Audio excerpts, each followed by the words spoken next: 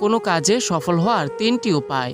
Number 1, পারিপার্শ্বিকতা অথবা পরিস্থিতির শিকার হয়ে নিজের অপছন্দনীয় যে কোনো কাজের সঙ্গে যুক্ত হওয়ার অর্থ নিজের স্বপ্নকে হত্যা করা। কোনো কিছুর বিনিময়ে নিজের স্বপ্নের সঙ্গে নিজের ইচ্ছার সঙ্গে আপোষ করবেন না। নাম্বার 2, জীবনে নতুন কিছু, ভিন্ন কিছু শেখার জন্য সর্বদা প্রস্তুত থাকুন। জীবন আমাদের অনেক কিছু শেখায়। জীবনের কাছ থেকে শিক্ষা গ্রহণ করা কখনো বন্ধ করবেন না। আমরা সবাই জীবনের কাছে এক একজন শিক্ষার্থী, কারণ এই শেখাই আমাদের সৃজনশীল করে তোলে। নাম্বার 3, কখনো অন্য কারো মতো হওয়ার চেষ্টা করবেন না।